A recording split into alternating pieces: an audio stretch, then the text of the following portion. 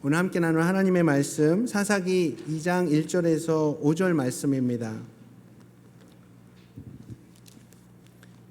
길지 않은 본문이기 때문에 우리 한 목소리로 읽도록 하겠습니다. 사사기 2장 1절에서 5절 시작. 여호와의 사자가 길갈에서부터 보김으로 올라와 말하되 내가 너희를 애굽에서 올라오게 하여 내가 너희의 조상들에게 맹세한 땅으로 들어가게 하였으며 또 내가 이르기를 내가 너희와 함께한 언약을 영원히 어기지 아니하리니 너희는 이 땅의 주민과 언약을 맺지 말며 그들의 제단들을 홀라하였거늘 너희가 내 목소리를 듣지 아니하였으니 어찌하여 그리하였느냐. 그러므로 내가 또 말하기를 내가 그들을 너희 앞에서 쫓아내지 아니하리니 그들이 너희 옆구리에 가시가 될 것이며 그들의 신들이 너희에게 올무가 되리라 하였노라. 여호와의 사자가 이스라엘 모든 자손에게 이 말씀을 이르매 백성이 소리를 높여 운지라. 그러므로 그곳을 이름하여 보김이라 하고 그들이 거기서 여호와께 제사를 드렸더라. 아멘. 착석하시겠습니다.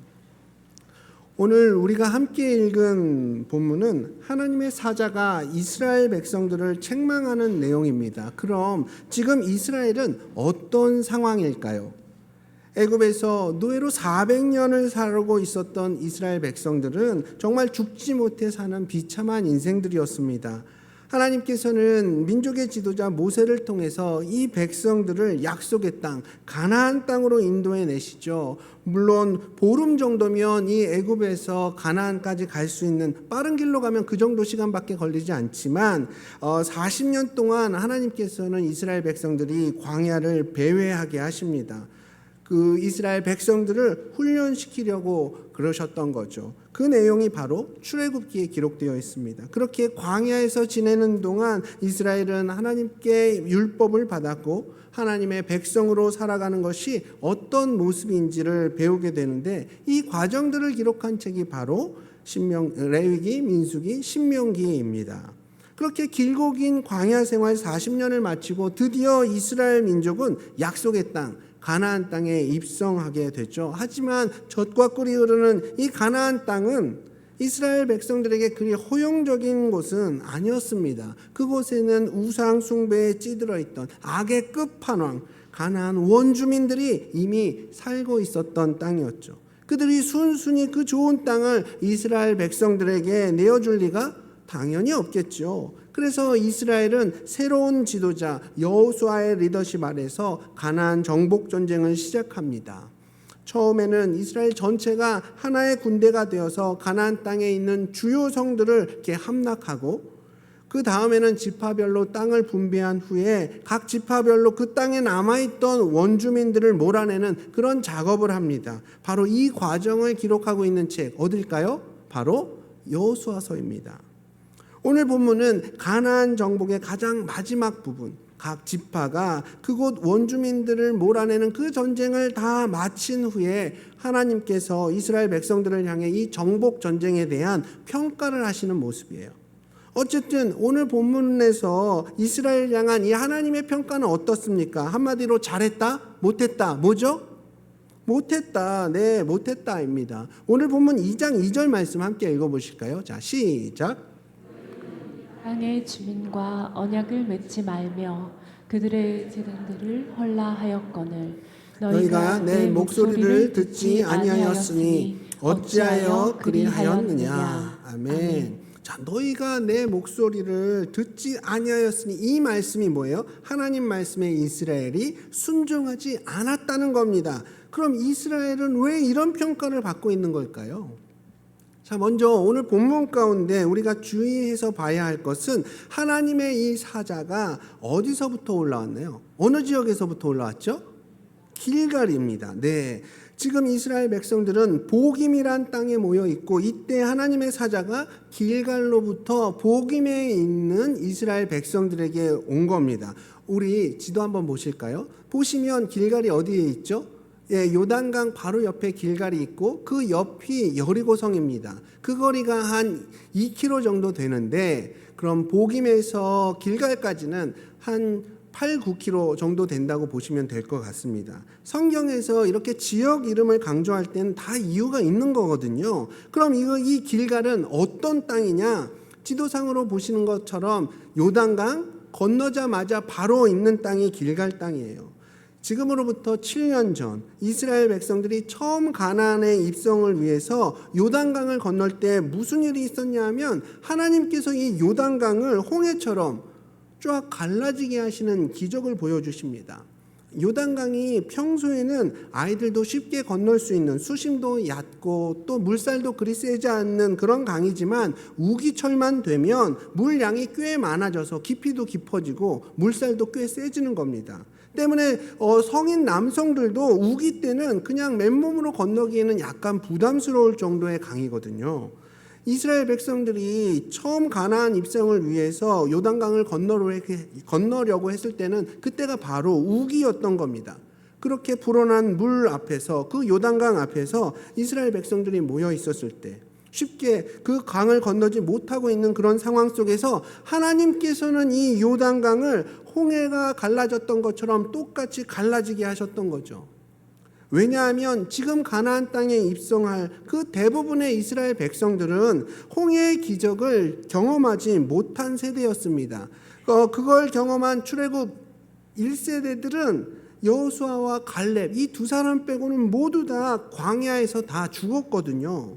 그렇게 하나님께서는 출애굽 2세대들이 다 보는 앞에서 이 요단강을 갈라지게 하시고 그리고 그 강 바닥에서 이스라엘의 12지파를 상징하는 그 12개의 돌을 주워다가 길갈 땅에 기념비를 세우게 하시는데 그 장면이 여호수아 5장에 나옵니다. 그럼 왜 기념비를 세우게 하신 걸까요? 출애굽 이후 광야 40년의 시간 동안 하나님께서 베풀어 주신 그 놀라운 일들을 이스라엘 백성들로 하여금 기억하게 하고 지금도 하나님이 이스라엘과 함께 하신다는 걸 깨닫게 하기 위해서 그 기념비를 바로 길갈 땅에 세우게 하신 겁니다. 그렇게 길갈은 어떻습니까? PPT 넘겨주시고요. 기적의 장소였고 또 하나님께서 이스라엘을 자기의 백성이라고 다시 한번 약속하셨던 곳이고 또 이스라엘은 항상 전쟁에 나가기 전에 이 길갈 땅에서 정결의식을 행하면서 하나님과의 관계를 재정비했던 그 영적인 장소가 바로 길갈입니다. 우리가 하나님을 기억할 때 하나님과의 그 영적인 관계가 제대로 세워질 수 있고 하나님과의 영적인 관계가 제대로 서 있을 때 그 가운데에서 제대로 된 순종을 할 수가 있는 겁니다. 어쨌든 이 순종의 장소, 영적인 장소인 길갈에서부터 올라온 이 하나님의 사자는 전쟁을 다 마치고 이제 약속의 땅에 정착한 이스라엘 백성들을 향해서 무슨 말을 했을까요? 수고했다. 정말 너희들 너무 그동안 수고했는데 너무 결과가 좋아서 나도 기쁘다. 이런 격려의 말 대신 오히려 책망의 말을 합니다. 너희는 왜 내 말에 순종하지 않았느냐? 가나안 족속과 약속하지도 말라 그랬고 그들이 섬기는 우상의 제단을 부수라고 했는데 왜 그 명령에 순종하지 않았느냐? 이제 이 족속이 너희들에게 가시가 될 것이다. 아니 이런 책망 앞에 이스라엘 백성들은 울고불고 합니다. 그리고 그 와중에도 하나님 앞에서 예배를 드려요. 하지만 이스라엘의 지금 이 눈물은 거짓 눈물이었기 때문에 악어의 눈물이었기 때문에 하나님께서는 이들의 예배를 받지 않으셨습니다. 그럼 하나님께서는 고생스럽게 전쟁을 마친 이스라엘을 향해서 왜 이런 냉혹한 평가를 하셨을까요? 하나님이 완벽주의자라서 조금의 실수도 용납하시지 못한 분이시기 때문에 그러신 걸까요? 아니면 내 백성 좀 더 강하게 키우기 위해서 격려보다는 또 다그침으로써 더 강한 백성으로 민족으로 세우기 위한 그런 의미가 있었을까요? 그런 것보다는 하나님의 다른 책망의 이유들이 있습니다. 하나님께서 고생하고 그렇게 수고한 이스라엘을 책망하시는 이유는 뭐냐? 첫 번째는 목적이 달랐어요. 이 전쟁의 목적이 하나님과 이스라엘에 가지고 있었던 그 목적 자체가 달랐던 겁니다. 하나님께서 가나안 정복을 하게 하신 이유 그 이유를 대부분의 이스라엘 백성들은 오해하고 있었던 거예요. 많은 이스라엘 백성들은 이 전쟁이 단순히 땅을 차지하고 자기들의 거처를 마련하는, 그저 먹고 사는 이 육신의 문제를 해결하기 위한 전쟁이었습니다. 그리고 단순히 자신들이 믿고 의지하는 그 하나님의 힘을 과시하기 위한 수단으로서 이 전쟁을 해왔던 거예요.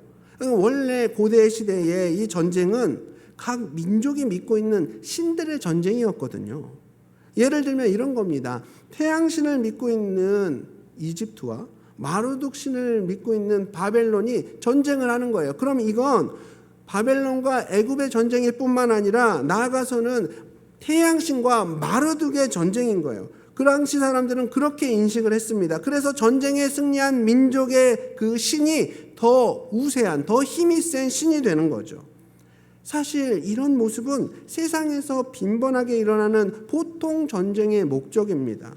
어떤 연구에서 보면 1816년 이후로 지구상에 전쟁이 없었던 날은 단 하루도 없다고 합니다. 이 땅 어디선가에는 지금도 전쟁을 하고 있습니다. 아니, 지금 우크라이나와 러시아도 지금 전쟁 중에 있잖아요. 이렇게 인류 역사에서 전쟁이 끊겼던 적 단 하루도 없었습니다. 세상은 거대한 제국을 건설하여 내 힘을 과시하고 역사에 내 이름을 남기기 위해서 전쟁을 합니다. 결국 내 힘을 과시하고 내 맘대로 하려고, 전쟁에서 이기면 그렇게 할 수 있으니까, 그렇게 승리하면 적국으로부터 포로를 잡아오고 그들을 노예로 삼고 상대 국가의 모든 것을 약탈해오면서 경제적 이득을 취하고 있지 않습니까? 하지만 하나님께서 시작하시고 하나님께서 이끄셨던 이 가나안 정복은 완전 다른 목적의 전쟁이었습니다. 그럼 하나님은 어떤 목적으로 이 전쟁을 시작하셨을까요? 우상으로 오염된 이 가나안 땅을 정결한 하나님의 땅으로 바꾸고 하나님의 백성들이 하나님과의 언약을 지키면서 하나님께 통치받는 그런 거룩한 땅으로 이 가나안 땅을 만들기 위해서 정복 전쟁을 시작하신 거예요. 그래서 이 전쟁은 영적인 전쟁인 겁니다. 하나님께서는 이 정복 전쟁에서 승리한 이스라엘에게 패배한 민족을 노예로 삼고 그들의 재산을 약탈하는 것 막으셨습니다. 애초에 그러기 위해 시작한 전쟁이 아니었거든요. 그렇습니다.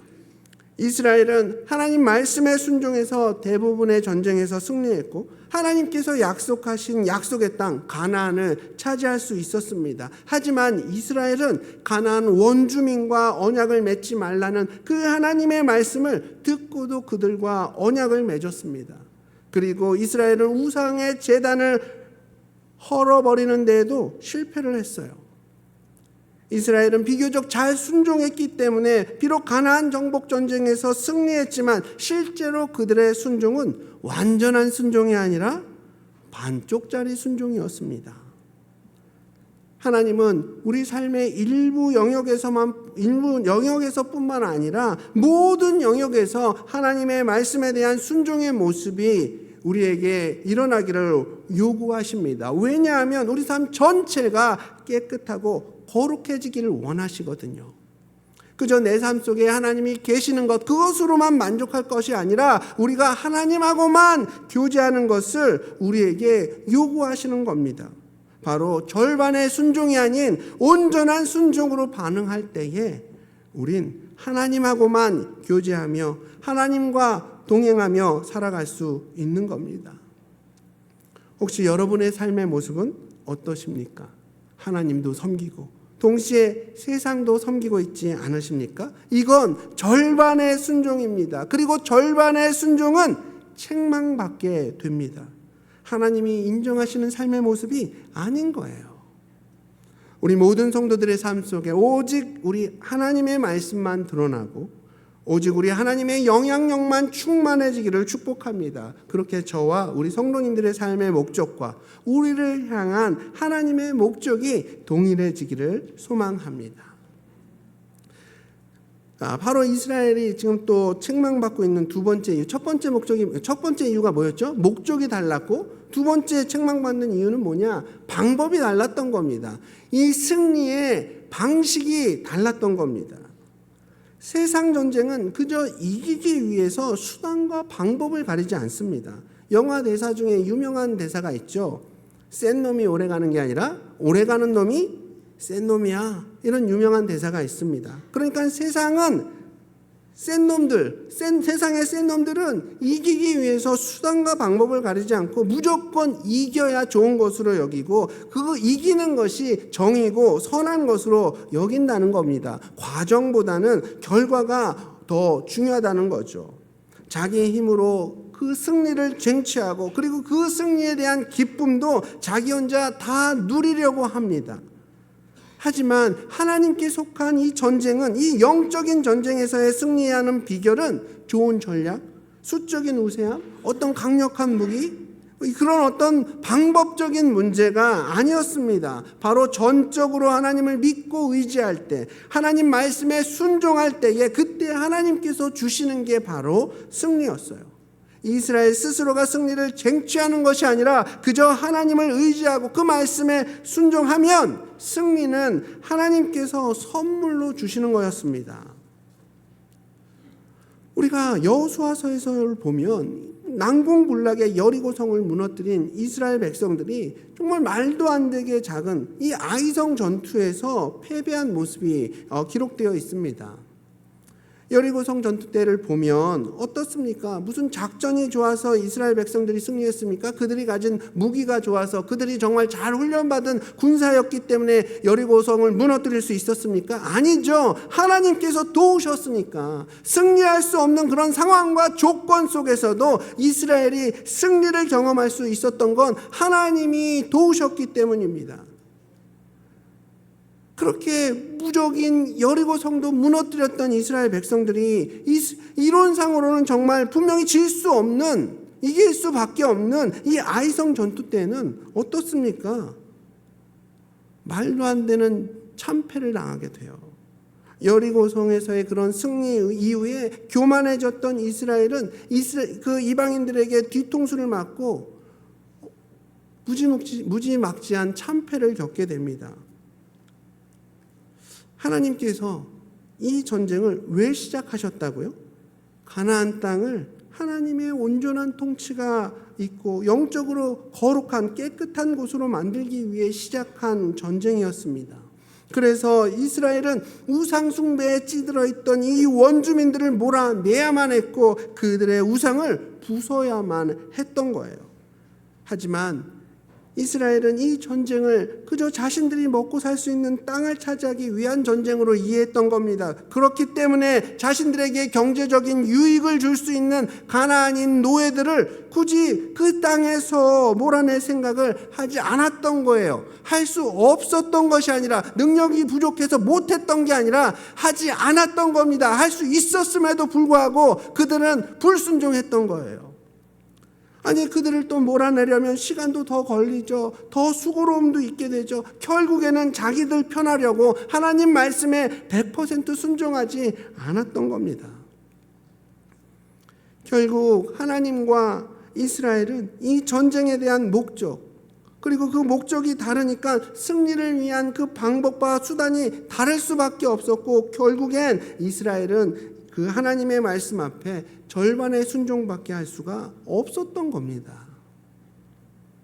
언뜻 보기에 여호수아서에서의 이 이스라엘의 모든 지파들은 승리했고 또 땅도 차지했고 비교적인 안정적인 적착 생활을 시작한 것처럼 보입니다. 엄청난 축복을 받은 것 같아 보이죠. 불과 10년 전만 해도 광야에서 꿈도 꿀 수 없던 모습이었습니다. 50년 전 애굽에서는 그 노예의 삶과는 비교할 수도 없는 정말 완벽한 삶의 모습입니다. 외적으로는 이렇게 완벽해 보이고 엄청난 축복을 받은 것처럼 보이는 이스라엘이었지만 그들의 실상은 어떻습니까? 그들의 영적인 상태는 전쟁을 이끌고 계신 하나님의 목적을 제대로 이해하지도 못했고, 그런 가운데 하나님께서 이끌어 가시는 삶의 방식을 온전히 신뢰하지도 않았던 겁니다. 당연히 신뢰하지 않으니까 온전히 순종할 수도 없는 거죠.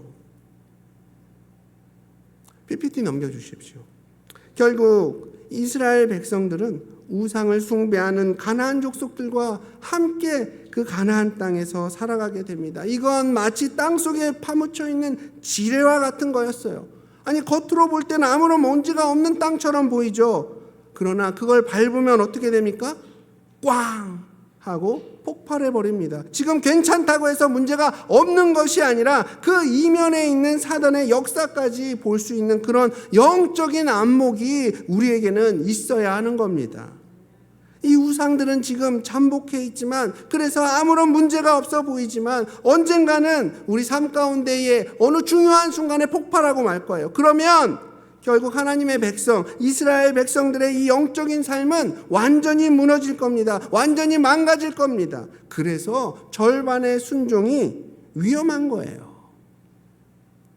절반의 순종은 마치 우리가 하나님의 말씀에 순종했다는 착각 속에 빠지게 합니다. 내 삶이 영적으로 전혀 문제가 없는 것처럼 느끼게 하는 거죠. 아니 나는 구원도 받았고 주일 예배도 빠지지 않고 어느 정도의 헌신도 하고 있는데, 드림의 생활도 충분히 하고 있는데, 하지만 절반의 순종은 언제 터질지 모르는 시간폭탄과 같은 거예요. 폭발하고 나면 내 삶에 여러분들의 그런 어떤 중요한 부분들이 송두리째 흔들리고 급격하게 무너지게 됩니다. 그땐 이미 너무 늦은 겁니다. 사랑하는 우리 성도님들, 지금 여러분들의 삶은 어떤 모습입니까? 크게는 여러분들의 삶의 목적이, 작게는 지금 하고 있는 어떤 일의 목적이 하나님께서 여러분에게 가지고 계신 그 목적과 일치하십니까?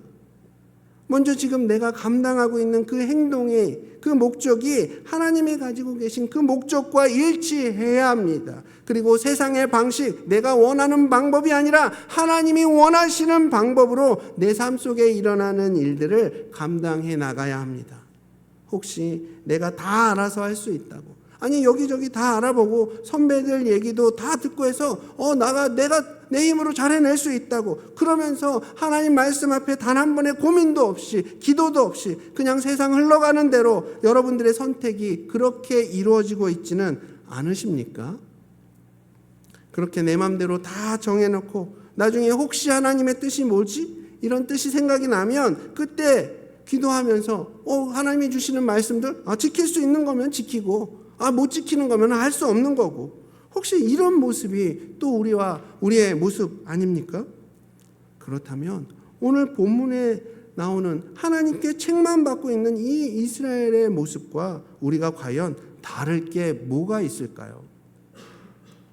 여러분, 우리가 매주 큐티하고 매주 예배 드리고 기도 생활 잘하고 있습니다.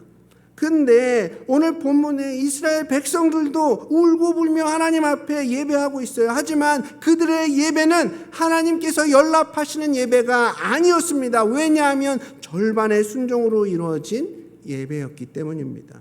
사실 절반의 순종은 불순종입니다. 다시요, 절반의 순종은 뭐라고요? 불순종입니다. 이렇게 불순종으로 시작한 이 사사시대의 결론은 뭐냐? 사람이 각기 자신의 소견에 옳은 대로 행하였더라. 이게 무슨 말입니까? 하나님 말씀대로 사는 게 아니라 지 마음대로 살았다는 얘기예요. 이런 결론으로 사사기는 결론 내어집니다.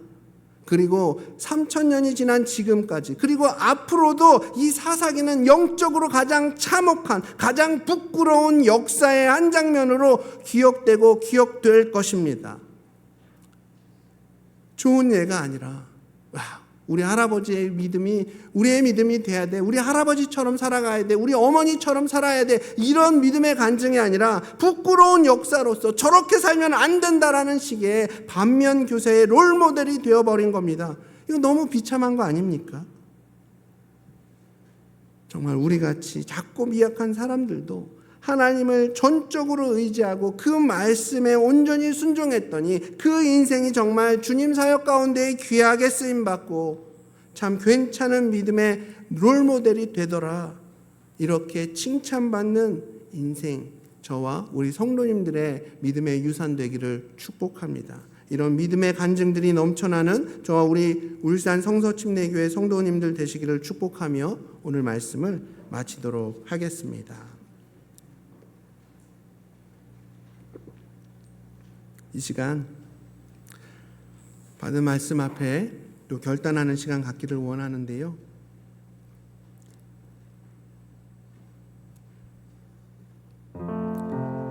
그렇습니다. 주님, 이 시간 저의 삶을 돌아보니 제 마음 가운데 분명 예수 그리스도가 계시지만 세상을 향한 그리고 세상 가치관인 그런 모습들이 제 마음의 일부를 붙잡고 있었음을 발견할 수 있었습니다.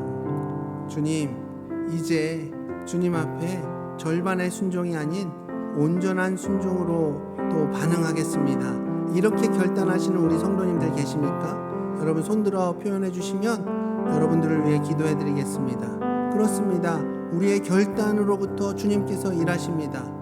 우리가 지금 주님 앞에 온전히 순종하겠노라 결단하는 그 마음으로부터 우리 성령께서 일하시는 줄 믿습니다. 여러분들을 위해 기도해 드리겠습니다. 손들어 여러분의 믿음을 표현해 주십시오. 결단해 주십시오. 이 결단 가운데에 역사하시는 하나님의 능력을 신뢰하십시오. 네, 그 손 보았습니다. 아멘. 그렇습니다. 주님, 오늘 주님의 말씀을 우리 마음 가운데 새기며 우리의 심령 가운데에 잠자고 있는 그런 세상의 가치관들을 도려내고 또 그 자리에 주님의 것으로 채우는 이 시간 되기를 소망합니다. 손을 들어 결단한 우리 지체들의 심령 가운데에 주님께서 함께하여 주시고 그들의 삶을 통하여서 예수 그리스도의 그 십자가 사랑이 그리고 하나님의 말씀이 또 이 세상 가운데 선포되어지며 또 그들의 삶을 온전히 붙잡는 기준 되어질 수 있도록 주여 붙들어 주시옵소서. 그런 온전한 순종의 모습이 삶 가운데 열매로 맺게 하여 주시고 그런 온전한 순종으로 나아가는 우리 성도들의 삶을 통하여서 하나님의 뜻이 더욱 분명하게 이 땅 가운데 세워지고 드러날 수 있도록 주여 인도하여 주시옵소서. 이 시간 주심을 감사드리며 살아계신 예수님 이름으로 기도드렸습니다. 아멘. 우리 성도님들 오랜 시간 앉아 계셨는데요. 함께 일어나셔서 찬양하심으로 받은 말씀 앞에 반응하는 이 시간 되기를 원합니다.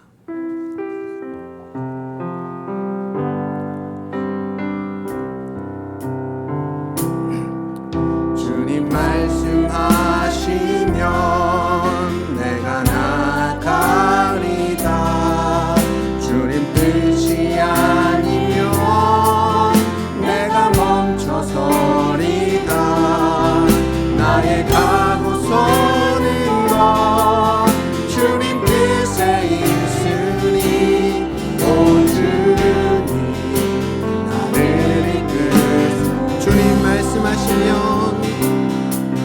주님 말씀하시면 내가 나가리다.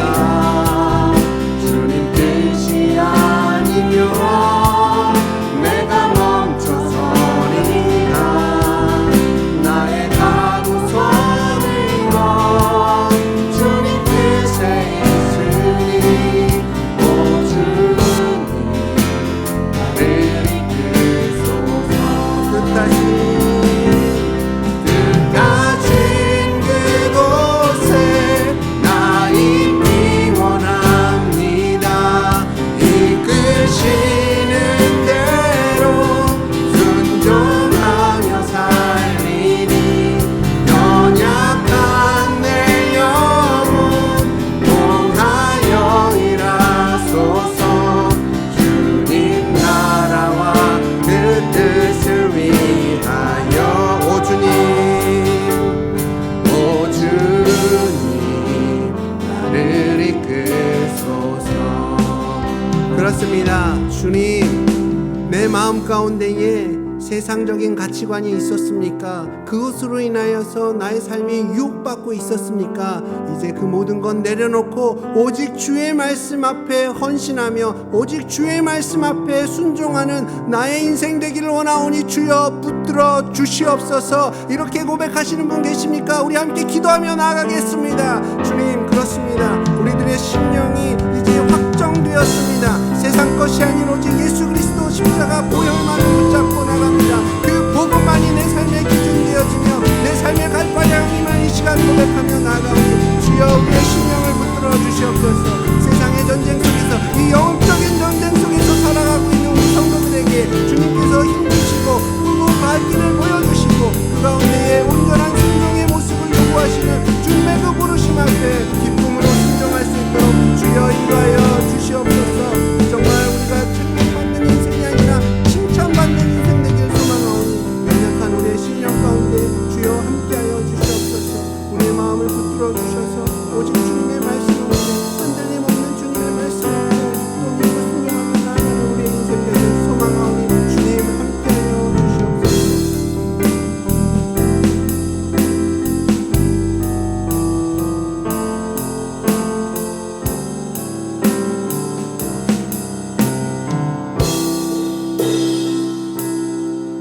뜻하신 그곳에 뜻하신 그곳에